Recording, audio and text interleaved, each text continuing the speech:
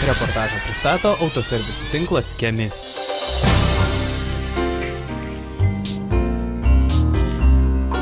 Jei žiemą patingėjote ar nematėte prasmės plauti automobilį, tai ryškiau šviečiant saulei, tirpstant sniegui ir džiūstant baloms, vis labiau niežti rankos tai padaryti. Labai gerai, jei toks noras jums kyla, kadangi važiuojant su švaria mašina ne tik smagiau, bet taip pat sveikiau jūsų automobiliui. Na, iš tiesų, automobilio kėbulas yra viena iš pagrindinių automobilio dalių.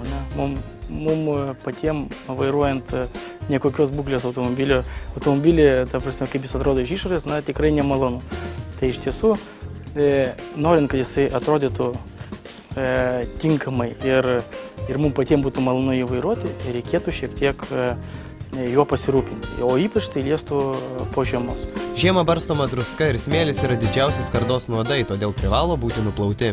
Druskos, vandens ir purvo mišinys yra itin kenksmingi. Labiausiai nukenčia pažeistos dažyto kėbulo vietos ir plika skarda. Ta druska labai kenkia automobiliui ir rekomenduojama nedelsiant tokią druską nuplauti nuo automobilio, pasinaudoti plovykla ar automatinė, ar rankinė plovykla, bet iš tiesų ta druska turėtų nuo kėbulo būti pašalinta. Nuplovus nuo automobilio baltą druskos sluoksnį gali pasimatyti tai, ko nesimatė. Mažus įbrėžimus galima panaikinti poliruojant. Po to turėtų sekti sekantys žingsniai, tai yra, kad reikėtų automobilį paruošti vasarai, tai yra